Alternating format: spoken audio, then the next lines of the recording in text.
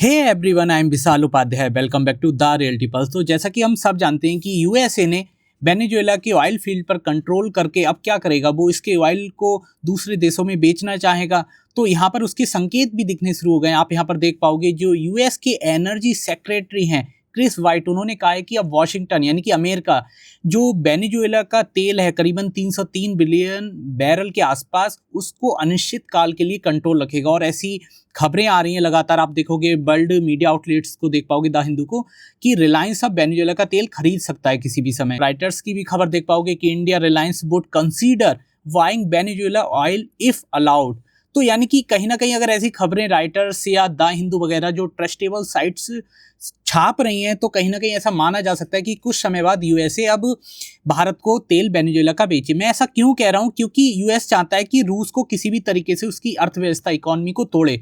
तो वो तोड़ने का कारण है कि भारत के लिए कुछ रास्ते भी खोले, क्योंकि ऐसे वो समझ चुका है कि भारत पीछे नहीं हटेगा तेल खरीदने से, तो भारत के लिए नए रास्ते खोले जाएं। तो यहाँ पर हम बहुत डिटेल में समझने की कोशिश करेंगे कि किस तरीके से यूएस वेनेजुएला का तेल भारत को बेचेगा। भारत का इस तरीके से वेस्ट की तरफ यानी कि अमेरिका की तरफ शिफ्ट होना रशिया से, वो किस तरीके से इंडिया की फॉरेन पॉलिसी में बदलाव का संकेत देता है। एंड जो वेनेजुएला का तेल है उसे काफ़ी घटिया बताया जाता है, हर कोई ये कहता है वो थोड़ा हैवी है। तो इंडिया क्या उसे रिफाइन कर पाएगा या नहीं कर पाएगा, उस हर एक चीज़ को बड़े आसान भाषा में क्रिस्टल क्लियर करेंगे। तो बिना किसी देरी के शुरू करते हैं। तो देखिए, जैसा कि मैंने आपको बताया कि यूएसए ने कुछ संकेत दिए हैं, मतलब उनके कुछ हो सकते हैं बहुत ऊंचे अधिकारी हों, उच्च अधिकारी, उन्होंने ऐसी ऐसी बातें कही हैं कि वेनेजुएला का तेल अब भारत जैसे देशों के लिए भी खरीदना संभव हो सकता है। क्यों? क्योंकि उन्हें रूस की कमर तोड़नी है। ये सीधी सी बात है, इसकी डायरेक्ट मैं आपको बता रहा हूँ। और देखिए, अब हम वेनेजुएला के तेल की, ऑयल की बात करें तो देखिए उसका तेल इंडिया के लिए वो डिस्काउंट पर उपलब्ध भी करवा सकते हैं। इसके साथ में हमें ये समझना पड़ेगा, जो वेनेजुएला से ऑयल आता है ना, वो थोड़ा हैवी होता है रूस से जो तेल आता है उसके मुकाबले, ठीक है।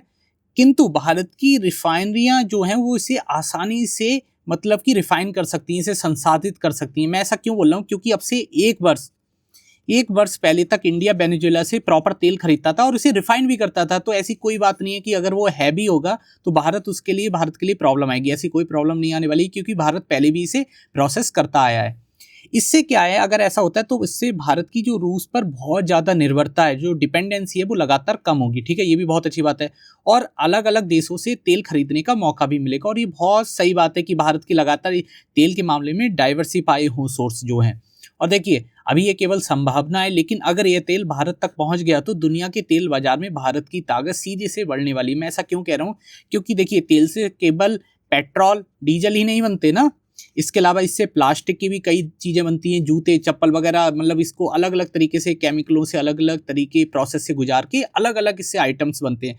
तो हम डायरेक्ट सिर्फ यही नहीं बोल सकते। और इसके अलावा भारत इसका केवल खुद यूज नहीं करता, इसको बाहर भी भेजता है रिफाइन करके, ठीक है। ये भी ध्यान रखिए आप। तो आइए अब रूस के तेल और वेनेजुएला के तेल को आपस में कंपैरिजन करके देखते हैं कि किसका भारत के लिए कितना फायदेमंद है। तो देखिए, वेनेजुएला का तेल भारी है और सस्ता है, जबकि रूस का तेल महंगा और कुछ मामलों में जोखिम भरा भी है। अब आप कहोगे यार कैसे बोल सकते हो आप कि रूस का तेल महंगा है जबकि वो तो डिस्काउंट पर हमें उपलब्ध करवा रहा है। अब मैं आपको आगे बताऊंगा ऐसा क्यों हो रहा है। क्योंकि देखिए, आप ऐसे मत देखिए, वहां पर सीधे तो उसके प्राइस में डिस्काउंट इंडिया को मिल रहा है ना, लेकिन ये देखिए कि यूएसए ने इंडिया पर उसी डिस्काउंट पर 25% टैरिफ और बढ़ा दिया। तो ये बताइए कैसे इंडिया के लिए सीधा मतलब फायदे का सौदा हुआ, एक तरीके से नुकसान का सौदा हुआ घुमा फिरा के ना। जैसे आजकल के आप देखोगे जो स्विगी जोमेटो हैं, वो सीधे तो बता देते हैं कि 50% का आपको डिस्काउंट मिलेगा, फिर उसके बाद हैंडलिंग फीस, कन्वीनियंस फीस ऐसे लगा देते हैं। तो इसकी जगह यूएसए ने इंडिया पे टैरिफ लगा दिया।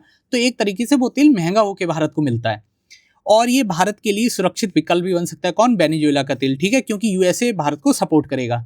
और वेनेजुएला का जो तेल है वो रिफाइन करने में खर्च और फायदा दोनों संतुलित उससे रहेगा। सीधी सी बात है, अमेरिका के नियमों और प्रतिबंधों से सीधे निगरान परेशानी नहीं होगी। सीधी सी बात है, मतलब कि भारत की ग्रोथ में अब यूएसए किसी भी तरीके का रोड़ा नहीं अटकाएगा। आइए अब भारत की जैसे जो इंपोर्ट स्ट्रेटजी है वो कैसे चेंज हो रही है, कैसे रशिया की तरफ से कैसे वो वेस्ट की तरफ ना चेंज होती जा रही है, तो उसे भी थोड़ा समझने की कोशिश करते हैं। तो देखिए, भारत के तेल खरीदने के तरीके में बदलाव हो सकता है। भारत की रिफाइनरियों के पास ज़्यादा विकल्प उपलब्ध होंगे। सीधी सी बात है। बदलाव का संकेत ये है कि अगर भारत वेनेजुएला से अगर तेल खरीदेगा तो सीधी सी बात है कि इंडिया के जो सोर्स हैं ऑयल के भारत आने के, उसमें बदलाव होगा। खाली गल्फ कंट्रीज पर, खाली रशिया पर भारत डिपेंड नहीं होगा। और देखिए, दुनिया के तेल बाजार में भारत की ताकत सीधे सीधे बढ़ने वाली है, क्योंकि क्या होगा, जिसको यूएसए सपोर्ट करता है, सीधी सी बात है वो देश लगातार आगे बढ़ेगा। ये तो एक मतलब बहुत बच्चों वाली एक बात है। और देखिए ये भारत की विदेश नीति पर सीधा असर डालेगी। अब सीधा असर कैसे डालेगी, अभी ये देखिए नकारात्मक भी हो सकता है ना, और ये सकारात्मक भी हो सकता है। मैं ऐसा क्यों बोल रहा हूँ, देखिए नकारात्मक किस रूप से, क्योंकि भारत के रूस से, चीन से संबंध किसी भी लेवल पे मुझे ऐसा लगता है कि खराब होंगे अगर यूएसए से बहुत अच्छे होंगे।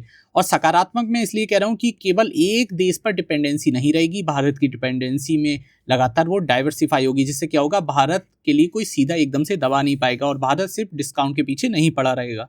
आइए अब थोड़ा वेनेजुएला की जो ऑयल क्वालिटी है उस पर थोड़ा विचार करते हैं। तो देखिए वेनेजुएला का तेल भारी होता है, ये मैंने आपको बता दिया, लेकिन इसमें थोड़ा सल्फर भी ज़्यादा होता है, ठीक है ना।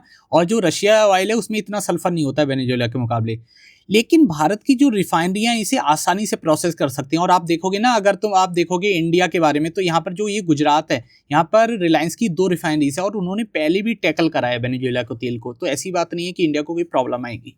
और देखिए वही लिखा है आगे कि पहले इंपोर्ट से पता चलता है कि ये तेल सही से प्रोसेस होता आता है इंडिया में, और तेल की गुणवत्ता थोड़ी बदल सकती है। हाँ, इसमें कोई बात नहीं कि देखिए रशिया का तेल तो अलग तरीके का था, इसलिए योजना थोड़ी फ्लेक्सिबल भी होनी चाहिए, सही बात है।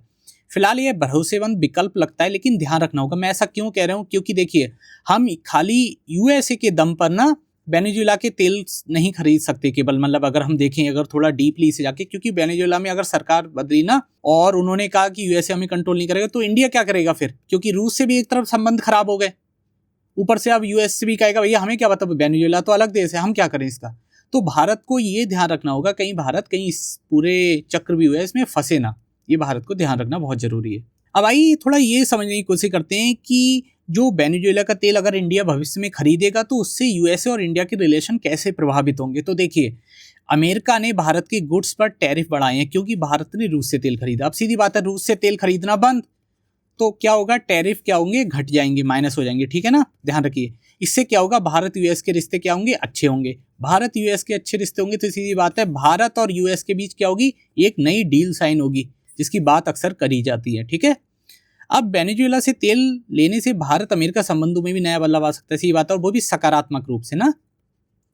लेकिन इस सब में ये कहा जा रहा है कि इंडिया को ना झुक के रहना पड़ेगा, झुकना पड़ेगा, और जो इंडिया के लिए बिल्कुल भी मतलब अगर हम देखें रिस्पेक्टफुली तो ये ठीक नहीं है। नियमों और जोखिमों पर ध्यान रखना होगा। सीधी सी बात है कि देखिए कहीं भी कुछ भी हो, यूएस से कितनी भी गारंटी ले ले, लेकिन वो धोखा तो देता है, ये सब जानते हैं। और ऊपर से हमें ये ध्यान रखना होगा जो वेनेजुएला है ना वो अलग देश है, ठीक है, कोई एक ही देश नहीं है यूएस। भारत को अपनी रणनीति खुद तय करने का एक मौका मिलेगा इसके थ्रू, ये भी सही बात है, भारत के पास एक ऑप्शन आएगा खुल के।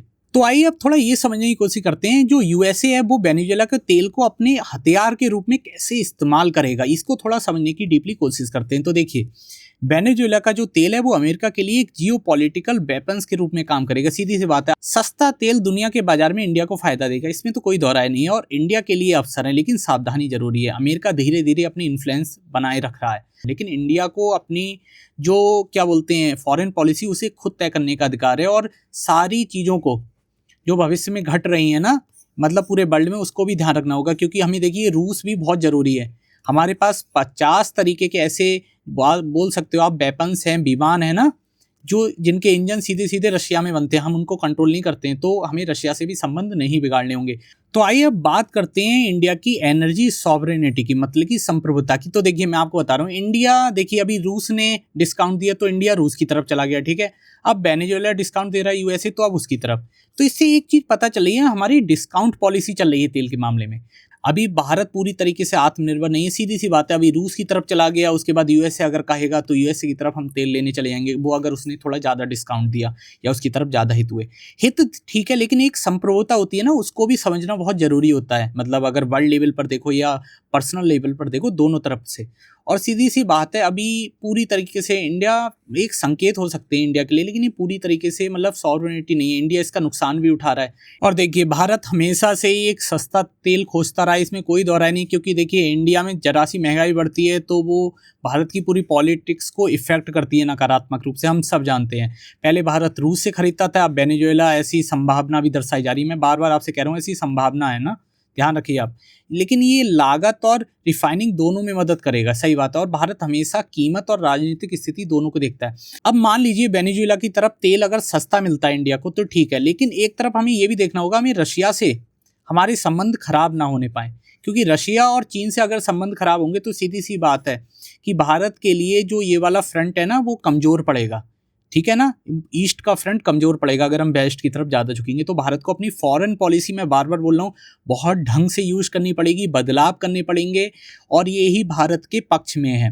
अंततः आप समझ पाए होंगे कि भारत की जो ऑयल स्ट्रेटजी है उसमें नई संभावनाएं दिखाई दे रही हैं, जिसके कारण क्या है कि भारत की जो फॉरेन पॉलिसी है वो वेस्ट की तरफ शिफ्ट हो सकती है।